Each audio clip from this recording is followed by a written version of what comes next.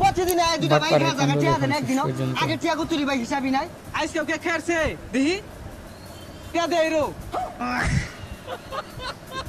এই আইনে তো আরো বড় বে দূর এলাকার কিছু মানুষ ভাত পায় না চা খাইবার চা ছুটকুট পিন্দা আকবার যা এগুলার দেখলেই শৈলটা জ্বলে এগুলা তো এলাকার আবর্জনা